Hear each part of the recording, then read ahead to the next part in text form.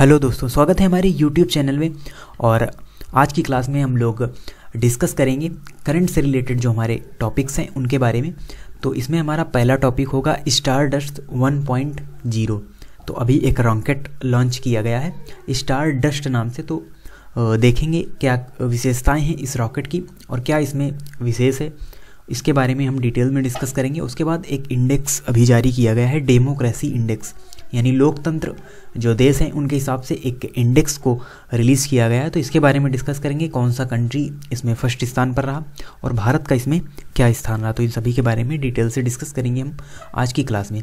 तो चलिए स्टार्ट करते हैं सेशन को। और सबसे पहले देखते हैं स्टारडस्ट 1.0 के बारे में।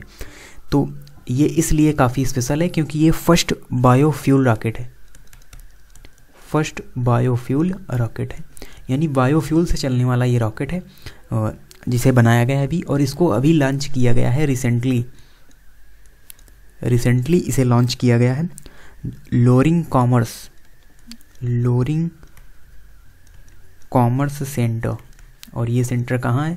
तो ये सेंटर है मेन में, जो कि है यूएस, यानी कि यूनाइटेड स्टेट्स ऑफ अमेरिका में ही एक प्लेस है मेन, वहाँ से ही एक सेंटर से इसको लॉन्च किया गया है। और ये बायोफ्यूल से चलने वाला ये रॉकेट है। और इसका वर्क क्या होगा? तो ये जो छोटी छोटी सैटेलाइट्स हैं, यानी कम वजन की जो सैटेलाइट्स हैं, उनको ले जाने के लिए ये काफ़ी उपयोगी यहाँ पर साबित होगा। और इसको मैन्युफैक्चर किया गया है, यानी इसको जो बनाने वाली कंपनी है, इसको मैन्युफैक्चर्ड किया गया है ब्लू शिफ्ट।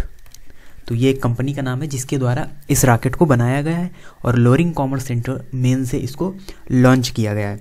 और इसका जो खुद का वजन होगा वो होगा 250 kg।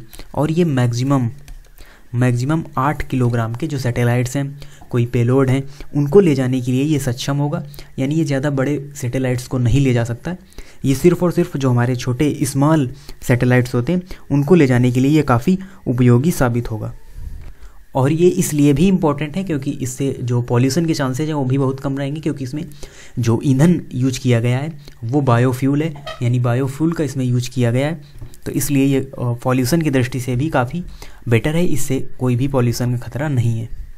और इस कंपनी का कहना है कि हम इसी तरीके से इसके जो अन्य वर्जन हैं, यानी जो इसके एडवांस्ड जो फीचर्ड होंगे, अपडेटेड वर्जन होंगे, उनको भी हम जल्दी ही लाने का प्रयास करेंगे। और इसके जो फ्यूल से रिलेटेड कोई भी ऑफिशियल सूचना नहीं दी गई है कंपनी की तरफ से कि हमने इसमें कौन सा फ्यूल का यूज किया गया है, लेकिन न्यूज़ से ये पता चल रहा है कि शायद इसमें जो ईंधन है वो इथेनॉल या बायोडीजल, तो ये जो बायोफ्यूल हैं इनका यूज यहाँ इस पर शायद किया गया होगा। इसकी कोई ऑफिशियल सूचना नहीं है, बट ऐसा कहा जा रहा है कि इसमें इथेनॉल या बायोडीजल का ही यूज किया जा रहा है। और वैसे अब देखें तो स्पेस के क्षेत्र में काफ़ी जो प्राइवेट कंपनियां काफ़ी भाग ले रही हैं, और नई नई जो प्राइवेट कंपनियां हैं वो यहाँ पर स्पेस के क्षेत्र में कार्य कर रही हैं। जैसे कि आपने अभी कुछ ही दिन पहले पढ़ा होगा, रिसेंटली न्यूज हमने एक वीडियो में भी कवर किया था, स्पेस एक्स जो कि यूएस की एक प्राइवेट कंपनी है, नासा के साथ मिलकर ये वर्क करते हैं, एलॉन मस्क जिसके फाउंडर हैं। तो इन्होंने अभी एक रिकॉर्ड बनाया था, यानी एक ही रॉकेट में इन्होंने 143 सैटेलाइट्स को स्पेस में डिप्लॉय किया था। तो ये आप इससे ये पता चलता है कि जो स्पेस के क्षेत्र में जो प्राइवेट कंपनियों का काफ़ी यहाँ पर रोल जो है वो बढ़ता हुआ दिख रहा है, जैसा कि हमने स्पेस एक्स में देखा। और अब ये जो नई कंपनी आई है, यानी ब्लू शिफ्ट के द्वारा ये फर्स्ट बायोफ्यूल रॉकेट को यहाँ पर बनाया गया है और उसको लॉन्च भी किया गया है, जिसका नाम है स्टारडस्ट 1.0। तो ये नाम आपके लिए इम्पोर्टेंट है, नाम आपको याद रखना है। ये रिलेटेड है रॉकेट से, बायोफ्यूल रॉकेट से रिलेटेड है। और अब हम देखते हैं जो हमारा आज का दूसरा टॉपिक है, यानी डेमोक्रेसी इंडेक्स। तो एक इंडेक्स जारी हुआ है, डेमोक्रेसी का यहाँ पर मतलब है लोकतंत्र से, यानी लोकतंत्र से रिलेटेड एक इंडेक्स अभी जारी किया गया है रिसेंटली, यानी अभी फरवरी 2021 में ये 2020 वाला इंडेक्स जारी किया गया। तो सबसे पहले हम देखेंगे कि डेमोक्रेसी इंडेक्स होता क्या है, इसे कौन जारी करता है। तो डेमोक्रेसी देखिए, जो शासन करने के अलग अलग सिस्टम्स होते हैं, कई सारे तंत्र होते हैं, जैसे प्रजातंत्र, राजतंत्र, लोकतंत्र और कई सारे यहाँ पर तंत्र होते हैं। जैसे अगर हम एग्जांपल लें तो जो सऊदी अरब है वहाँ पर राजतंत्र है, यानी वहाँ पर राजा का शासन है, वहाँ पर जो वहाँ के प्रिंस हैं वो वहाँ पर राज करते हैं। और अगर हम बात करें यूएस, यूके या इंडिया की, तो यहाँ पर हमको डेमोक्रेसी देखने को मिलती है। यहाँ पर लोकतंत्र होता है, यानी लोकतंत्र का मतलब जनता का शासन। जो हमारे पीएम होते हैं वो जनता के द्वारा ही चुने जाते हैं, तो ये लोकतंत्र का एक पार्ट है।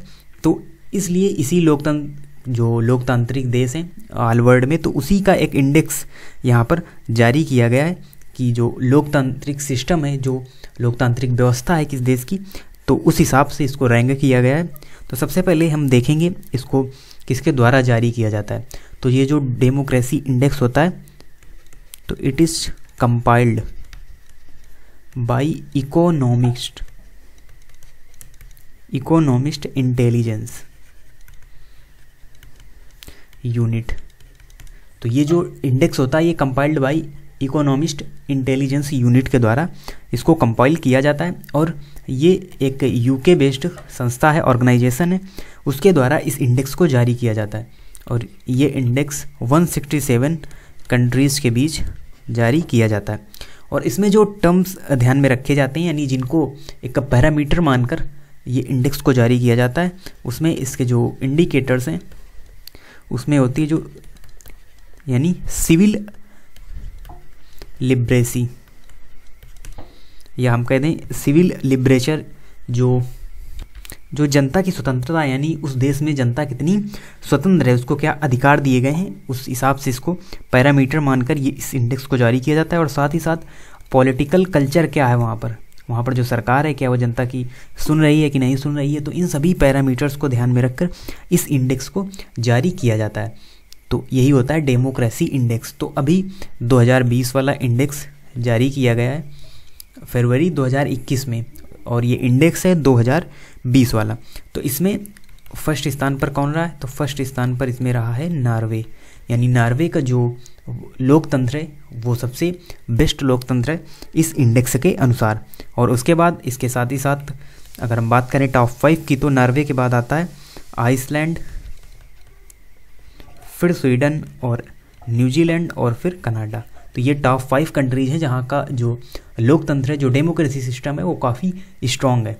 और इसमें अगर बात करें हम इंडिया की, तो इंडिया का स्थान है 53, यानी 53वां स्थान है इस इंडेक्स में इंडिया का। यानी कि जो इंडिया का लोकतांत्रिक सिस्टम है वो थोड़ा सा यहाँ पर डाउन होता नज़र आ रहा है, क्योंकि अगर हम बात करें 2019 के इंडेक्स की, तो 2019 के डेमोक्रेसी इंडेक्स में जो इंडिया का स्थान था वो 51 था, और जो कि 2 पायदान गिरकर अब 53 स्थान हो गया है इंडिया का 2020 के डेमोक्रेसी इंडेक्स के अनुसार में। तो इसमें आपको जो फर्स्ट प्लेस है वो याद रखना है नॉर्वे, और इंडिया का क्या स्थान है 53 2020 वाले इंडेक्स के अनुसार। और हमने देखा भी कि अभी 2021 में जनवरी मंथ में भी कई सारे इंडेक्स जारी हुए जिनके वीडियोज ऑलरेडी हमारे चैनल पर अवेलेबल हैं, तो आप उनके बारे में भी वहाँ से उनको देख सकते हैं, डिटेल में देख सकते हैं। और साथ ही साथ हम बीच बीच में उनको रिवाइज भी करते रहते हैं। और इसी के तहत आज हम 2 और इंडेक्स के बारे में डिस्कस करेंगे, जो कि हम इनके बारे में डिटेल में पढ़ भी चुके हैं, जो कि अभी रिसेंटली ही जारी किए गए थे। कोविड-19 परफॉर्मेंस इंडेक्स, यानी कोविड-19 के दौरान किस कंट्री ने सबसे अच्छा परफॉर्म किया केसेस को रोकने में, और जो मृत्यु दर है उसको रोकने में कोविड-19 से। तो इसमें फर्स्ट प्लेस पर रहा था, यानी जो इसमें सबसे अच्छा परफॉर्मेंस रहा वो न्यूजीलैंड का। और उसके बाद अगर इंडिया की बात करें तो इंडिया का स्थान रहा है 86, और इसमें लास्ट स्थान में रहा है ब्राज़ील।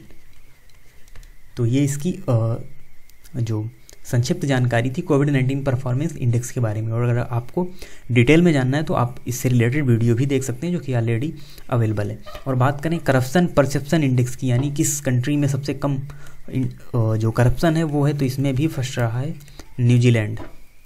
और उसके बाद बात करें इंडिया की, तो सेम पोजीशन इसमें भी है, 86 पोजीशन पर करप्शन परसेप्शन इंडेक्स में इंडिया का स्थान है। और वैसे भी इंडिया में काफ़ी सारा करप्शन हमको देखने को मिलता है, तो इसीलिए उसको 86 स्थान पर रखा गया। और बात करें अगर लास्ट स्थान की, तो सोमालिया कंट्री, जहाँ के समुद्री लुटेरे काफ़ी